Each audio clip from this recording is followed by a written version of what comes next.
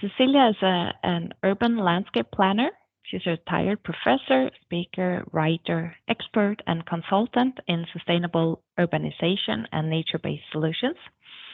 Currently, she is co-founder of SocialSeeds, an initiative focused on connecting people to nature to enable personal and organizational adaptation to current polycrisis.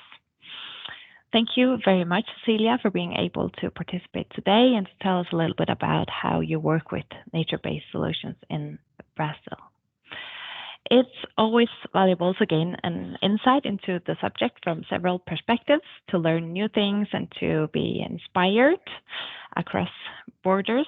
And when Cecilia has finished her presentation, you're welcome to ask questions, and you can also write them in the chat during the presentation, and then we will take them afterwards. That was all from me at this point. So, Cecilia, the floor is yours. Thank you, Jonna. Thanks a lot for inviting me and giving me this opportunity to present what is going on, a brief panorama of what's going on in Brazil regarding nature-based solutions in cities. I have been engaged in this subject for, I think, almost 20 years, I think. I was first very engaged in urban green infrastructure, and then actually, yes, I have been teaching and doing different things in Brazil. Now I'm not in Brazil, I'm living in Lisbon, I'm living in Portugal, but I'm still very connected to what's going on in Brazil.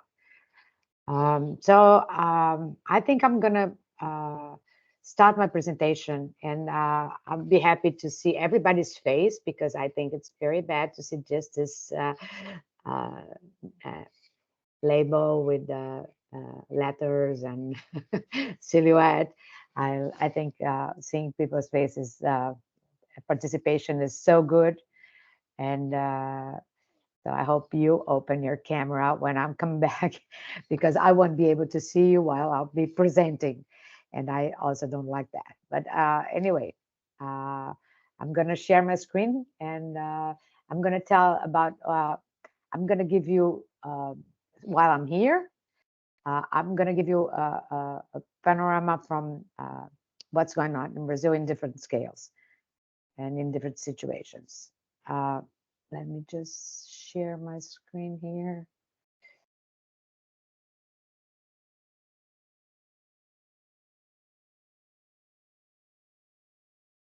Can you see? Can you see? Yes, we can see it okay. now. Great. Well, I'm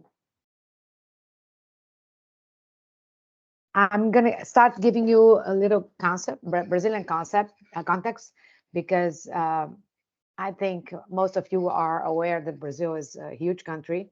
It's a continental dimensions, but it really is. You know, this is the country with a huge area divided in 26 states, and we have more than 5,500 municipalities. We have one of the most spectacular biodiversity in the planet, with 6 biomes and so many different ecosystems and species. At the same time, we have huge cities. São Paulo, for instance, only the city of São Paulo has more than 12 million inhabitants. In the metropolitan areas, more than 22 million. It's very, very huge. Rio has 6,200,000 inhabitants, more than that. And the greater Rio has about more than 11 million. And there are many other metropolitan areas in Brazil. But all of them are extensively paved and impervious and hot and dry, and with so many challenges with the that are getting worse and worse because of climate crisis. Some of the cities in Brazil had more than 60 degrees Celsius in during the summer along many days. So it's not something that is a livable weather or temperature. And I know it was terrible. I have been talking to people during all this period, and when it rains, it's really terrible. It gets one of the cities in Rio de Janeiro got in, it was something that it was unimaginable. Got almost 800 millimeters in few hours of rain. You cannot imagine what this is, because I got really strong storms in Brazil, but now things are picking up in a dimension that I think nobody expected. So 200 millimeters now is quite normal. They have it almost, they had it many times during the summer. And one thing that this picture is very familiar to a lot of people because it's something that is shocking. Here's a favela, and here's a high-end gated community living next door. And this is the reality that we live in Brazil, is this huge social differences. It's an abyss between the rich and poor, with a shrinking middle class. And those are the main challenges that I brought here, but there are others also. And I'm going to show you some examples of, first, actually, I'm going to start talking about how this relation, bringing nature to cities, started in Brazil more than 20 years ago, with formal education, formal and informal education. People working and going to the presidents and working together and raising awareness with about the need of nature in the cities. The formal education are from few universities, not many, but have grad schools, master degrees, and PhDs also, that focus on nature-based solutions. Could be much more for a population that is 200 220 million, more than 220 million inhabitants. Also, lots of short courses abound in the city, in the country, in different cities. Many publications are being done in Brazil. There is one publication that's Lab Verde that has a lot of papers and research that are published in Portuguese. If you are interested, they're published in Portuguese and Spanish. Lots of seminars have been organized, lots of webinars also in Portuguese, because this is very important, because Brazilians usually don't speak English. So most of the people must have must know about things, learn in Portuguese. Lots of NGOs are working in the cities, with the cities, and for the cities. NGOs like ICLEI, WRI, TNC, many others are doing the big ones and also small ones. And there are also regulations and instruments that are under development in all levels, from city, state, and federal regulations. I'm going to go over some ones. Those are very important webinars that happened, because there was, I participated in two EU-Brazil dialogues, sectoral dialogues on nature-based solutions. I was the head of the research, and both of them ended with seminars in Brasilia, and this one was the second and gathered more than 220 people right before the pandemic. And this is something that was unthinkable. People were standing in the back many times.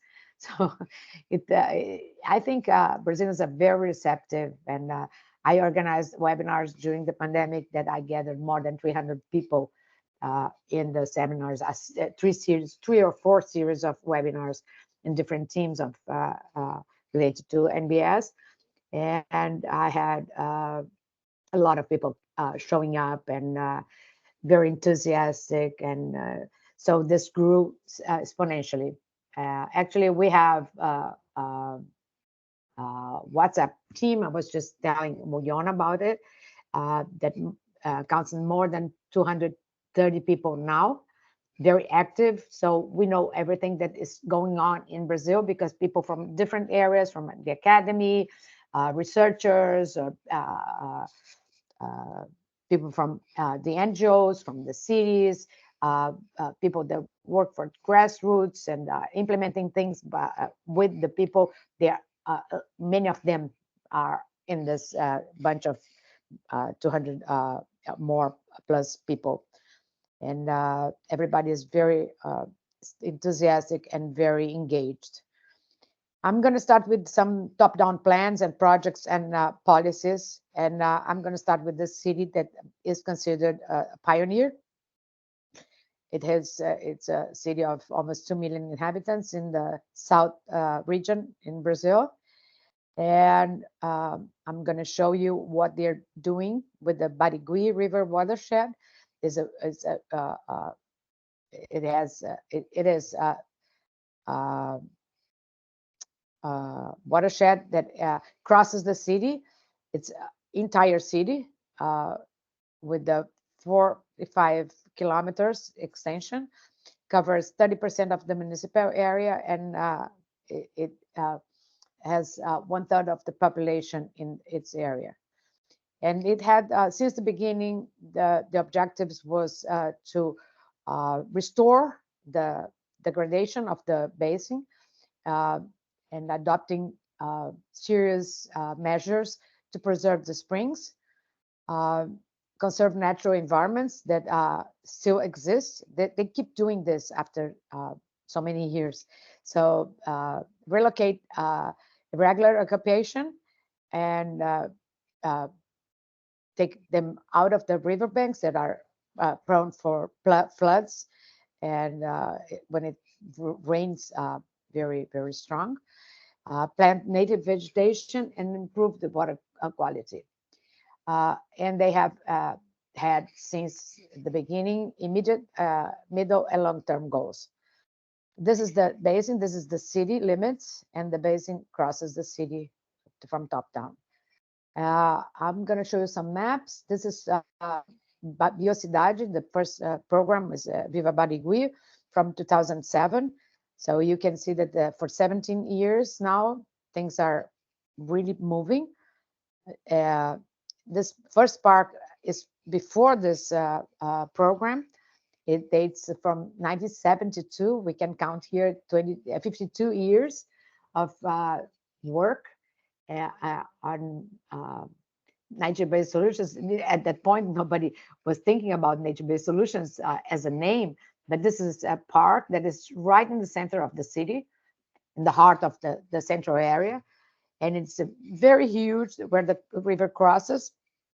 And they built this reservoir that holds the water so it doesn't flood the built area. And it works for 52 years quite well. So it was made for flooding and biodiversity thrives. So I think this is the capybara, what I think is so cute, and it's native to Brazil. Here's another image of another, because every government has their own program of continuation and building more and more parks along the river. This is the Rio Parque Conservation. Here are some other parks in 2015 that what existed and what are the new planned ones. Many of them are already implemented. Here you have some pictures of all the parks. And the Barigui, just for you having an idea, is in the central area around here. And the northern part is wealthier than the southern part.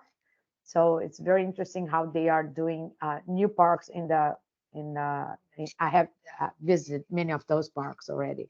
So I think they're very important for the population. This is one in the north side, is much older. This is a quarry that became a lagoon and received water from the river, and it's beautiful now. And now we go to the southern part where it's much poorer, and people were living right in this uh, repairing area, and they made this for the population. This was just after they finished, so it's even not totally finished because it was under construction, but they had planted trees, and hopefully it's already growing, and we can see how preserved the repairing corridor is. Now I'm going to jump to Sao Paulo, the state of Sao Paulo, in the city of Campinas, that has almost the same number of people living in the same area, and they are doing wonderful things. But this is much from I think about a little more than 10 years ago.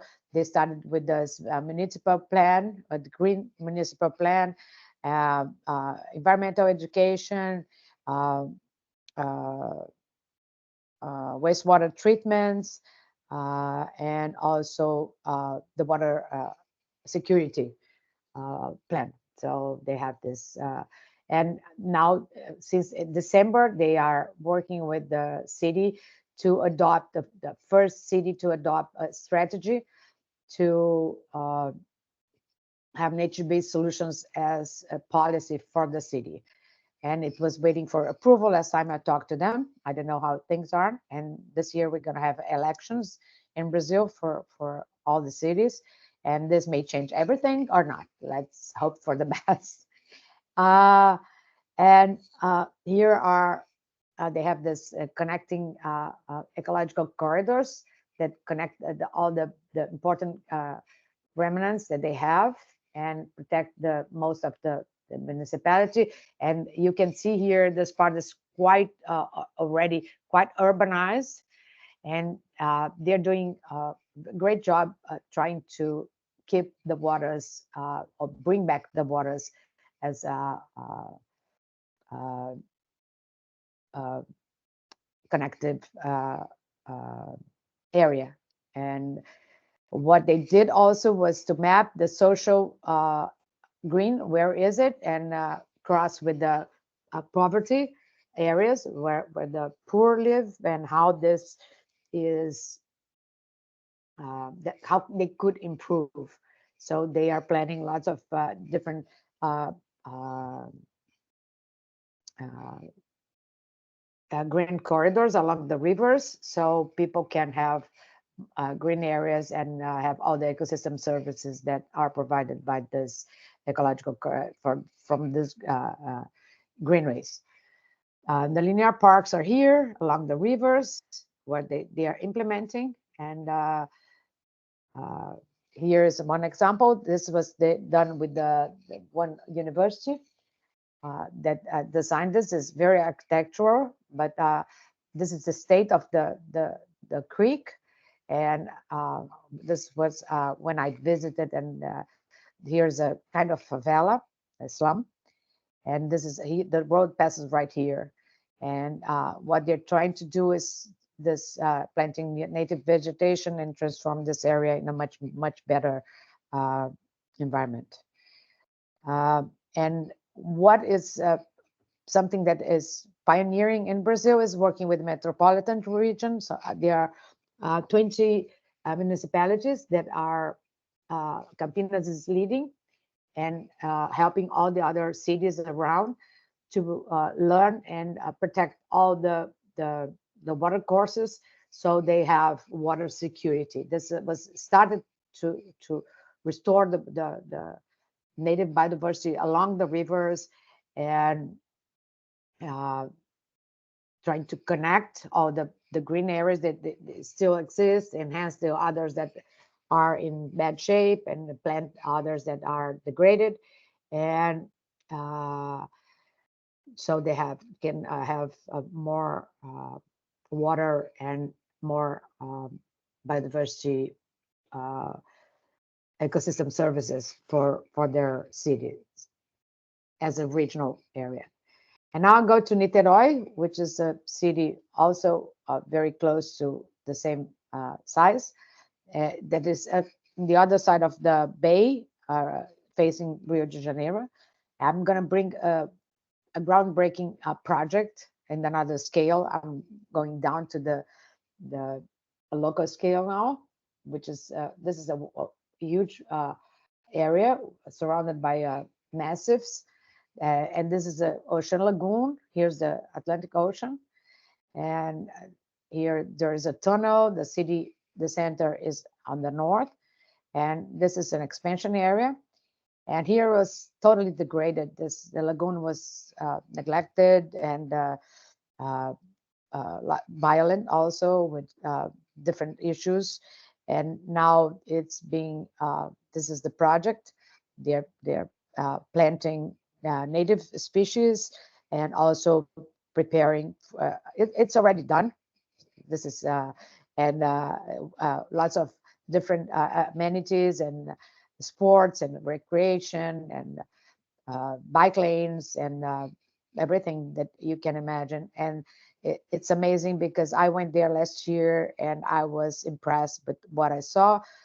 They planted, and all this biodiversity, all these plants already uh, was grown, and birds that are threatened with extinction were there. So I think it's so incredible how nature can make a difference. And it has, this is the mayor who is responsible for all these wonderful things, Axel Grael, and they have received awards already. This is, I think, is the second award that they received. This is one, and this is the other one. Uh, so I think he has to be proud of it, what he's doing. This is award is from last year, Sustainable Cities Award and Smart Cities Congress, also in Mexico City. Then I'm going to go to Minas Gerais, which is another state that is very degraded because Minas Gerais means quarries. They go there to mine and send this to out of Brazil. So they dismantle all the nice places and the mountains and the vegetation just to dig and take the minerals. And the city is very uh, vulnerable to rain and hot and heat. But I'm going to show you what's going on. Also, is they are through building to planting and uh, designing and implementing regional trails where people can walk for long distance in the Atlantic forest and make the restoration. And this one of these trails has more than 100 kilometers long, the Brigadeiro Caparaó. It had some objectives: is biodiversity conservation and connectivity, preserve the fauna and flora, and enhance the ecological corridors, and also enhance the health, recreation, potential for ecological and sport tourism, and also enable local development, jobs, and income generation for the local population, because this is out of the city, by the way. And here you can see this is something that comes from the federal government that started at ICMBio and started to make these trails. You can see here in the map, there are many long way trails. And here's is the one that we are seeing is this one, is a frontier almost with another state. Here some more images. They have a lot of work done, and it's such an amazing landscape. You can see here, there's this Monte da Neblina and Pico da Neblina, and it's beautiful, and the biodiversity is just astounding. And they depend on volunteers from different areas that are engaged in planting and taking care of the trail and the trees that they plant, and everything is signed. It has signs all over, and different groups of volunteers work there.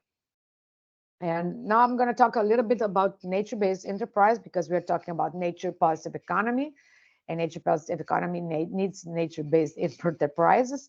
And I'm going to bring just two, but there are many others very good. This is one of them, and I'm going to bring this project that is in the southern state of Rio Grande do Sul, in the Eldorado do Sul, which is what's the name of the city.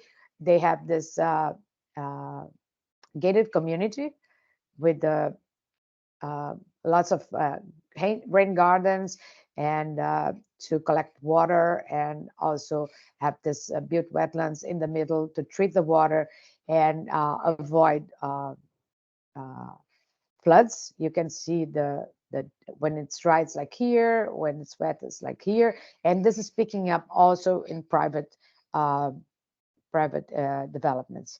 I think this is very important, because not only the government can deal with that. There's another project in Minas Gerais, the same one, the blue-green multifunctional reservoir that collects water when it doesn't rain, when it rains a little, and when it's rains a lot. So it avoids flooding in occupied areas. There's another project in Minas also. This is a micro drainage of the Humaitá Creek, and this is so they're building this park along the creek that can be. This is very inspired by the Gauguin View project, Tourandscape in the Red Ribbon Park. It's very it's very beautiful, and I think it's going to be wonderful. Now I'm going to jump to another scale.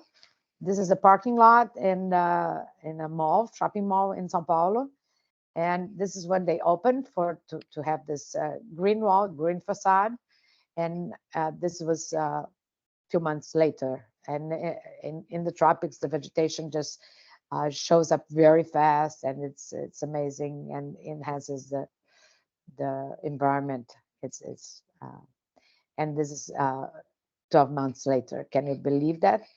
In 1 year, they have this forest that the parking lot just disappeared.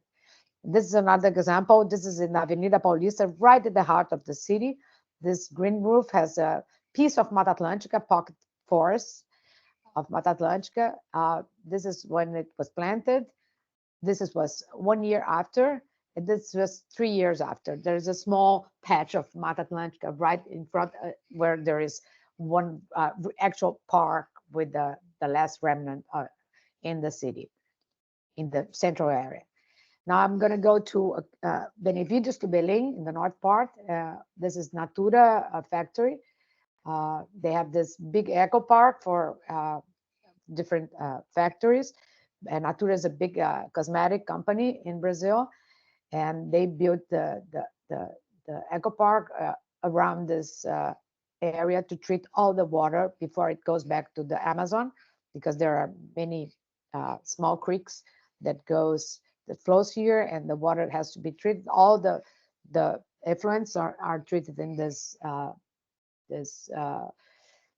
built wetlands, and it became a very, very beautiful place also for the workers to take some rest. And I'm going to go to my passion. I love the bottom-up interventions. I love what people do. And I'm going to go to Sao Paulo because I'm very connected to what they're doing. And I think what they're doing is wonderful, because there are many grassroots. There are many people that are engaged in pushing this things that I'm going to show, but there are much more. And the best thing is that they are very articulate. they talk to each other. When one has something to do, all the others go. So it's very, very, very impressive. I'm going to bring a few examples only. In 2017, this was the place where uh, there was a gas station here. Was an abandoned area right in the center area in Pinheiros. This is the church, it's a church that is very old here. And this site was neglected with lots of rats and uh, terrible garbage. And the, the difference was now everything is so grown up because it's we are in 2024. Last year I went there. I don't have a picture here because I wanted to see the church, because now you don't see the church anymore. The trees have grown. They have planted in a very Miyawaki style planting, very one next to the other, all native species, including one of the species that were planted is one that is under threat of extinction. And you can see how this is growing here. And this is in the day that volunteers, I was in that day, the planting day. This was in December 2016. And we were like very happy working together, people from all ages, from grandparents to kids, and different people just having fun together and in a hot day. And it was wonderful. And here is it's working now. This is after the planting, there was a big storm with 56 millimeters rain in a few hours. And this is how it behaved. In 4 hours, there was no water anymore. And now I'm going to show you this video. I hope it works. This is another heavy rain later. And the water comes from 1,000 square meters of paved area in the surroundings. And you can hear the noise of the rain. It's a Brazilian rain, a tropical rain. And how it performs, it's really amazing.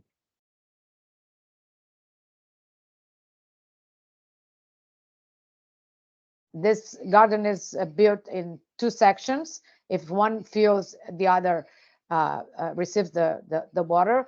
And it was very well projected by Guilherme Castanha. And the water never passes to the second part of the rain garden.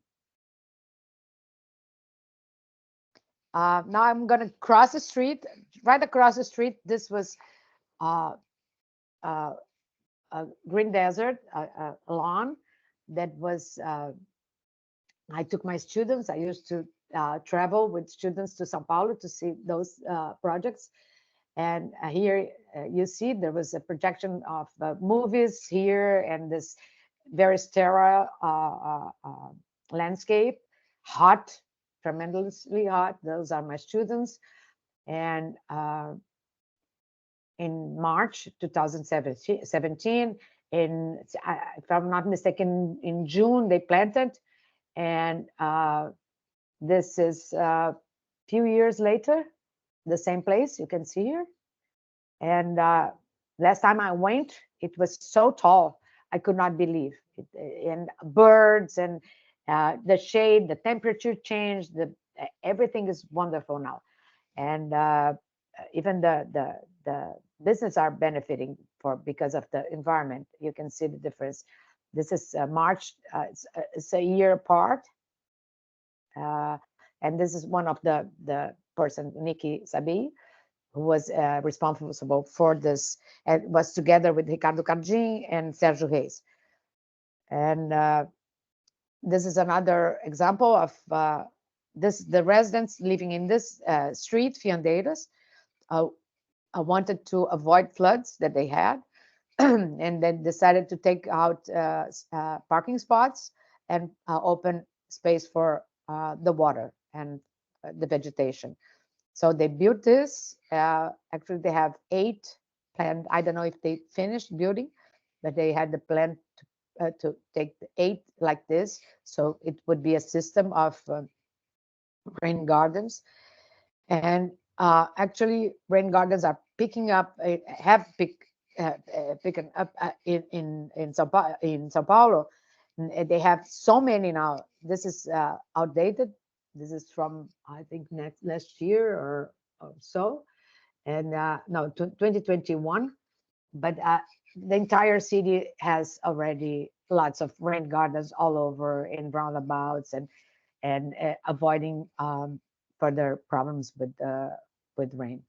And this is one of my favorite projects, where this park, Springs Park, Praça da Nascente, was a neglected area where people used to throw out the garbage, and residents around just got together and decided to change everything, and they opened this movement called Ocupe Abrace, Hug and Care, uh, and started planting, cleaning, planting, doing festivals, and doing different events.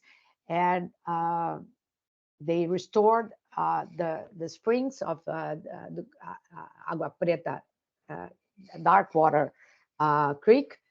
And now they have 8 springs that feed this lake that they built, this small pond.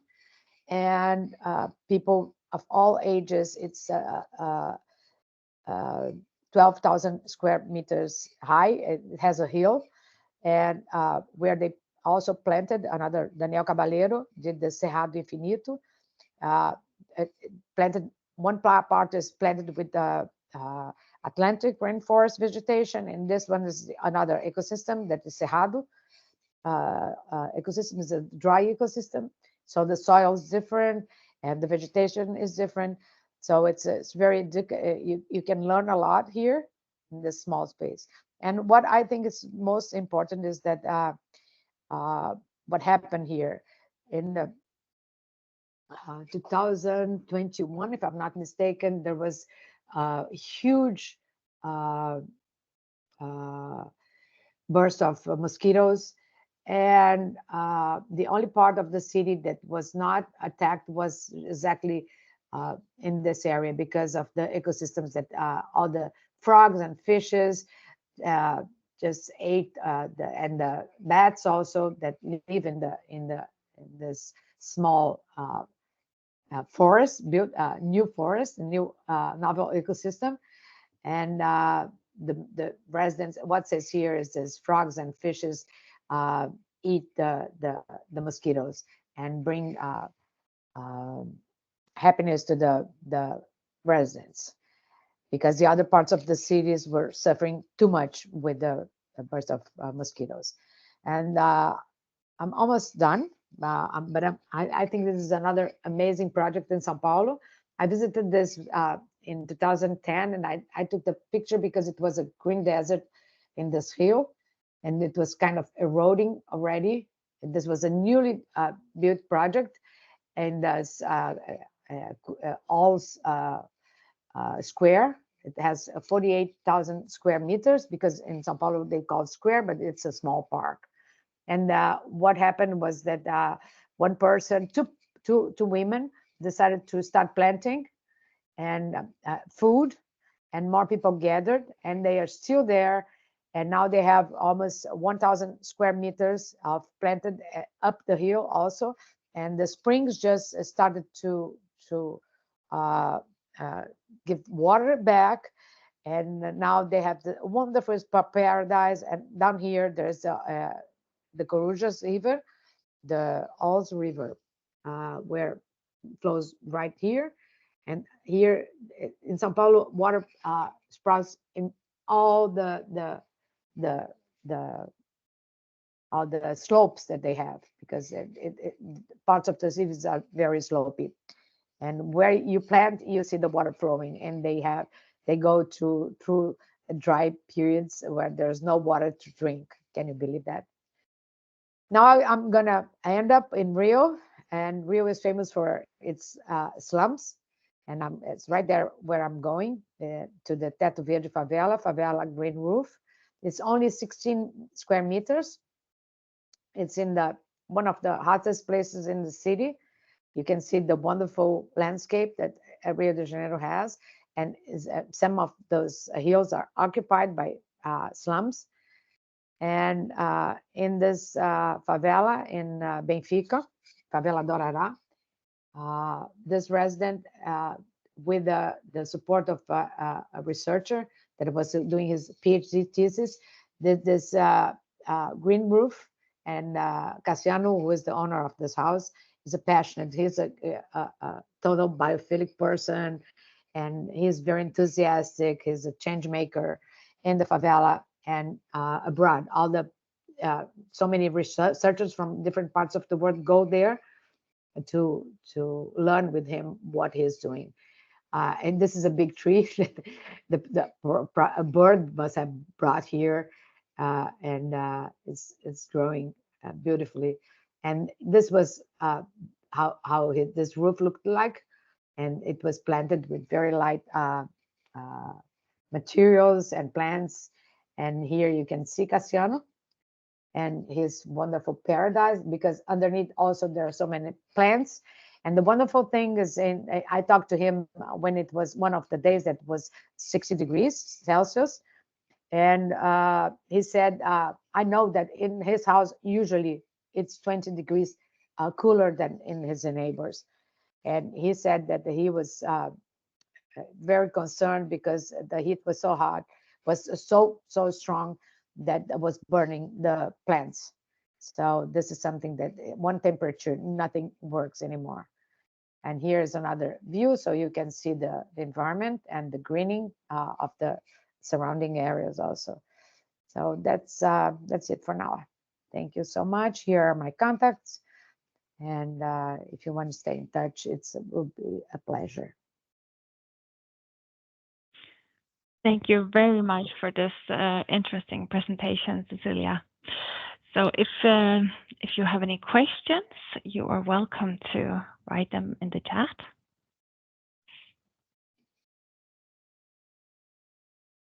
Maybe I can start.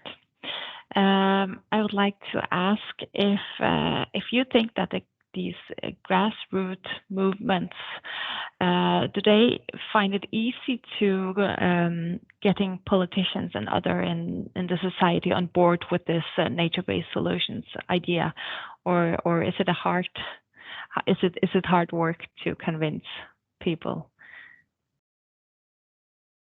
Oh, you're muted. Depending where you are, because there are cities that are very proactive, as I showed, Curitiba and Rio and Campinas and Fortaleza and many others in Brazil that are really concerned. São José dos Campos, I can go over and over, on and on, and you'll see a lot of things happening. But I think Anna, open. Good. Nice to see you. And she works for the state of Rio. And no, she closed. But I think this is something that is very peculiar, because in Sao Paulo, they're pushing. Sao Paulo has this, are very articulate. It's the only city I know that all these activists are in different areas: rivers, food, biodiversity, all kinds of related nature and cities. Now is Annie who's showing up. She's from Araruama. And good to see you. And they know a lot about this that I'm talking about. But I think this is so amazing, the way that they are doing, and they are pushing the city, even if the city doesn't want to do that, because they are in the councils, they are the citizens councils that there is in Sao Paulo, and they're pushing, and they're getting some success in having policies and I think this is something that is uh, very important to show, because I think Sao Paulo is in Rio happened, in other cities happened, but I don't know anyone that is more articulate than Sao Paulo. That is the largest city in Brazil. Thank you for your answer. I think it's very inspiring to see how different nature-based solutions projects are being initiated on different in different regions, but also on different levels. Um, do you have any questions out there? No? Being quiet today? Do you have anything you would like to add, Cecilia? Well, I think the examples in Brazil are uh, very. I'm very proud of being part of that. I think it's something that uh, has happened along so many years, and then I have been engaged with them, and I think I have been seeing things picking up in different levels, in all those from federal to local, from public to private to individuals, and people are. And I think with this climate challenges that we are having every day, and health also issues, and I think I think we have a big chance to really move things much faster, and people are understanding this. So I think all of us, it doesn't matter where we are and what kind of role we can play. It's important to be part of and push it and make more people aware and engage more people. It doesn't matter if it's a resident, if it's your neighbor, or if it's as a decision maker, whatever is your uh, reach or your influence maybe. I think it's worth it to me really take part, and because it's for the good of everybody, yours and the collective. So I think this is and I think it rewards us. I think we feel good when we do that. Yeah, And be exactly. part of this movement. Yeah. I think you're right. We have a question here from Jose. What are the most significant challenges faced when implementing nature-based solutions in Brazil, and how are they being overcome? Well, the challenges is very context dependent. I think there is no one answer for that fits all. I think there's always challenges, and but I think the one of for me everywhere the most one of the most hard barrier that we find is uh, the political will. uh, I think the decision makers really embrace and really. This is was my experience in Rio. I have worked there for many years, trying to push, and I was quite frustrated because nothing worked in my city where I lived. I never saw one project. I saw one project that was a private one uh, taking shape, and I participated with the co-creation and designing and implementation. And when we were about to start the implementation, the monitoring, the pandemic came and closed everything. But this was in a open. It was a public space, but private. So. Uh, and we had lots of volunteers. We promoted that, and this was so inspiring. And but I think every time this is goes to the city, and we had barriers, and I had a lot of people that former students also working in the same situation. So and then this is quite frustrating when you want to take this out and make these things happen. People want, and the decision maker doesn't want. has another plans for the real estate or for the infrastructure or for the transportation. Everything else is prioritized in spite of the nature in the city. I I think this think, is yeah, the most hard. This was hard for me. I think I can say it for myself. I think that's a familiar challenge in most countries. But interesting to hear how you deal with that in Brazil. So we have another question here. How do you define nature-based solutions in the Brazilian context? Well, I don't think very different from the rest of the other uh, uh, official concepts from UNEP or from EU or from it's how nature can contribute to our well-being, how Mm. nature to our and to build resilience and how to connect and how prioritize the nature in cities so we can have better environment for us and for for all living beings, not only humans. So Mm. uh, I think every space that we can open for biodiversity and that will also enhance the water performance and being water infiltration, storage, or drainage management, rainwater management. All Mm. this can are very important issues that have to be uh, regarded when we're talking about nature being a solution, right? Mm. A solution to what? Yeah, I think we have to look what are the challenges, local challenges, because everything is got the context based, so Mm. site based. So we have to know the place, and then I think this is everywhere.